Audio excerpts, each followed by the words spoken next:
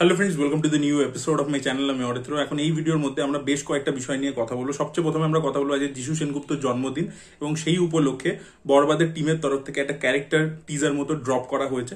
এবার এই টিজারটার মধ্যে আমরা দেখতে পাই যিশু সেনগুপ্তর ক্যারেক্টারটা একটা থানার মধ্যে আসছে এবং তারপরে সে মে আই কাম ইন বলছে, তাকে দেখে সবাই ভয় পাচ্ছে। তারপরে সে একটা মেশিন গান বার করছে গাড়ির ভিতর থেকে এবং তারপরে মানে ওইখানে আর কি শেষ হয়ে যাচ্ছে ব্যাপারটা। মেন যে টিজারটা ড্রপ করেছিল বরবাদের, সেখানে কিন্তু এর পরে যে ফলো আপ সিনটা কি হতে চলেছে, যে থানার মধ্যে ঢুকে সবাইকে গুলি করে করে মারছে, সেটার কিন্তু ঝলক আমরা দেখতে পেয়ে গেছিলাম। এবং তার পরবর্তীতে সবাইকে মারার পরবর্তীতে সে হয়তো কারোর একটা ধর্ষণ করছে এবং তারপরে উঠে দাঁড়াচ্ছে, প্যান্টের চেনটা লাগাচ্ছে এবং তারপরে আর কি এই অ্যানিমালের মতো জেস্টার করছে, যেটা আর কি আমরা টিজার লেভেলে দেখেছিলাম এবং সেখানেই যিশু সেনগুপ্ত খুবই ভালো লেগেছিল। এখানে আর কি তার আগের শটটা দেখাচ্ছে আর কি, যখন থানায় এসে পৌঁছালো সেই জায়গাটা দেখাচ্ছে। খুবই ছোট গ্লিমসটা করা হয়েছে, কিন্তু এইখানে কয়েকটা জিনিস কিন্তু নোটিস করবার মতো রয়েছে। সব থেকে প্রথম হচ্ছে শাকিব খানের ক্যারেক্টারটাকে আপনারা যদি দেখেন, সে তো ছবির নায়ক। এবার তাকে কি দেখাচ্ছে, সে প্রচন্ড হট হেডেড, ঠিক আছে, ড্রাগস নেয়, একটা গ্রুপ নিয়ে সবসময় ঘোরে। সে কিন্তু ইন্ডিভিজুয়ালি কোনো সিনে শাকিব খানকে আপনি একা দেখতে পাবেন না। ইভেন যে গানটাও ড্রপ করেছে দ্বিধা, সেখানে কিন্তু সে একটা গ্যাং নিয়ে সবসময় ঘুরছে। সে প্রেম করতে গেলেও কিন্তু নিজের সাথে লোকজন নিয়ে যায় এবং যতগুলো ভাইলেন্সের সিনও আমরা দেখতে পাচ্ছি সেখানেও কিন্তু ওর সাথে লোকজন রয়েছে। তো গ্রুপে কাজ করে প্রথম। সেকেন্ড হচ্ছে প্রচন্ড শর্ট টেম্পার্ড, হট হেডেড, নেশা করে, কুল মাইন্ডের একেবারেই নয়। কিন্তু উল্টো দিকে এখানে যে অ্যান্টাগনিস্ট হয়েছে ফারান, যে চরিত্রটা যেটা যিশু সেনগুপ্ত প্লে করছে, সে কিন্তু প্রচন্ড কুল মাইন্ডেড, ঠিক আছে। লোকটা কিন্তু প্রচন্ড ক্যালকুলেটিভ ভাবে জিনিসপত্র করে। সেকেন্ড হচ্ছে ও কিন্তু সবকিছু একা এক্সিকিউট করে। আমরা টিজার লেভেলেও দেখেছিলাম, এখানেও দেখতে পাচ্ছি। এটা বেসিক্যালি টিজারেরই শর্টটা, আরেকটা আগেরটা আর কি। তো এখানে যে সিনটা দেখতে পাচ্ছি, ও কিন্তু একটা থানায় গেছে, এত লোককে মারতে গেছে, সামনে এত লোক দাঁড়িয়েছে, ও কিন্তু একা গেছে, ঠিক আছে। তো সেখান থেকে কিন্তু বোঝা যায় এই লোকটা একা কাজ করে, লোন উলফ টাইপের। সেকেন্ড হচ্ছে এই কিন্তু প্রচন্ড কাম অ্যান্ড কম্পোজড, ঠিক আছে। এই যে মে আই কাম ইন এরকম করছে, প্রচন্ড কুল কিক্যাস টাইপের ক্যারেক্টার আর কি। এবং সবাইকে মারার পরবর্তীতে যদি কারোর সাথে ধর্ষণও করছে, তারপরে উঠে যে ওর এক্সপ্রেশনটা দিয়েছিল, যেটা আমরা টিজারে দেখতে পেয়েছিলাম, সেখান থেকে বোঝা যায় ও খুব না প্ল্যান্ড ওয়েতে চলে আর কি। তো শাকিব খানের সাথে কিন্তু স্টার্ক একটা ডিফারেন্স রয়েছে ক্যারেক্টারটার, ঠিক আছে। তো এই জিনিসটা আমার ভালো লেগেছে, যেটা আর কি দুটো টিজার মিলিয়ে যদি দেখেন তাহলে বুঝতে পারবেন। তো সেটা ভালো লেগেছে এবং এই ক্যারেক্টারটা কিন্তু জোরদার হতে চলেছে। মানে হিরো ভার্সেস ভিলেন, এই টাসেলটা কিন্তু বেশ জমজমাটি হবে বলে মনে হচ্ছে। তার কারণ হচ্ছে আমরা টিজারে দেখতে পেয়েছিলাম, মেন যে টিজারটা, যে শাকিব খানের একটা সিনে প্রচন্ড সে ইনজিয়ার্ড হয়েছে। যে লাস্ট যে লুকটা দেখতে পেয়েছিলাম হেলিকপ্টারের দিকে হেঁটে যাচ্ছে, তার মানে যিশু সেনগুপ্তর ক্যারেক্টারটা আমি সেখানেও রিভিউ করবার সময় বলেছিলাম যে তাকে কিন্তু বিশালভাবে আর কি আহত করেছে, তার উপর অ্যাটাক করেছে। তো সেটা কিন্তু যিশু সেনগুপ্ত ক্যারেক্টারটা করতে চলেছে।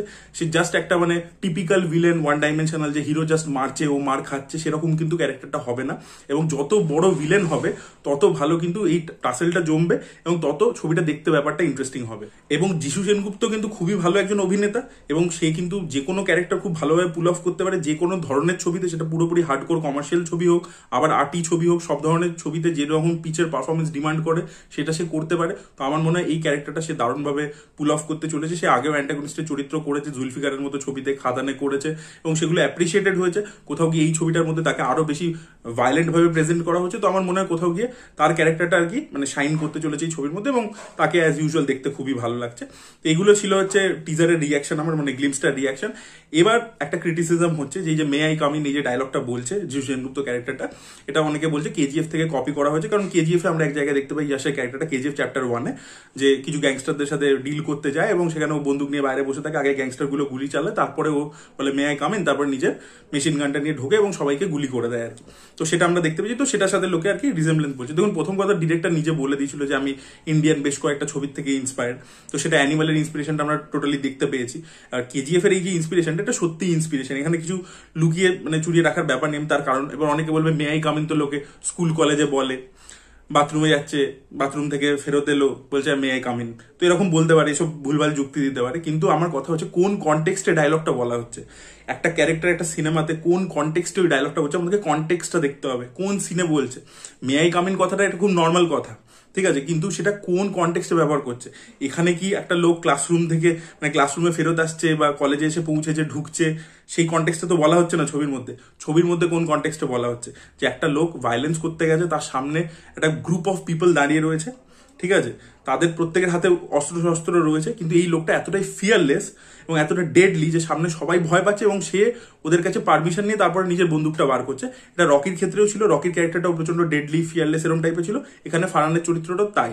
তো সেই সেম কনটেক্সটেই কিন্তু ডায়লগটাকে কোথাও গিয়ে ব্যবহার করা হয়েছে, ব্যাস দ্যাটস ইট। তো সেই জন্য ইন্সপিরেশন আছে এবং ইন্সপিরেশন থাকাটা কোনো প্রবলেম নয়, এবং এটা আমরা পরিষ্কার বুঝেই গেছি যে এইগুলো যেহেতু হিট ছবি লাস্ট কিছু বছরে, তো সেখান থেকে বিভিন্ন এলিমেন্টস তুলে এটার মধ্যে বসানো হয়েছে। তো সেটা কিছু করার নেই, সেটা খুব একটা বড় তাতে যে জিনিসটা দেখতে খারাপ লাগছে একেবারেই নয়, যে আপনি কোথা থেকে ইন্সপিরেশন নিলেন, তারপর আপনি কিভাবে এক্সিকিউট করছেন, কতটা ভালোভাবে পুল অফ করতে পারছেন, সেটাও কিন্তু ম্যাটার করছে। তো সেখানে কিন্তু এক্সিকিউশন এটার ভালোই হয়েছে।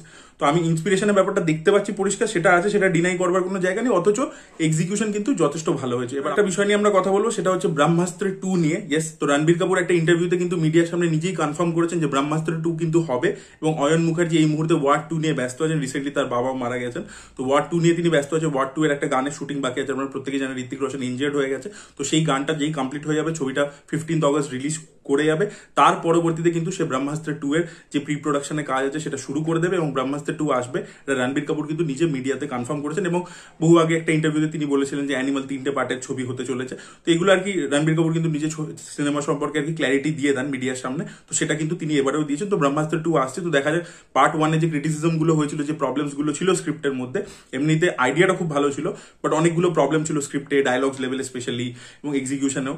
তো সেইগুলো আর কি আশা করবো সেকেন্ড পার্টে আয়ন মুখার্জি ওখান থেকে যে ফিডব্যাক গুলো পেয়েছে সেগুলো থেকে ডেভেলপ করবে, এবং সেকেন্ড পার্টটা অনেক বেটার হবে, এটা আশা করছি। দেখা যাক সেটা কি হয় সামনে। আপনাদের কি মতামত পুরো বিষয়টাকে নিয়ে, কপির ব্যাপারটাকে নিয়ে, এবং গ্লিমসটার রিয়াকশন নিয়ে কি মতামত অবশ্যই কমেন্টে জানাবেন। এই ভিডিওটা ভালো লেগে থাকলে লাইক করুন, শেয়ার করুন, চ্যানেলকে সাবস্ক্রাইব করতে ভুলবেন না। বাই।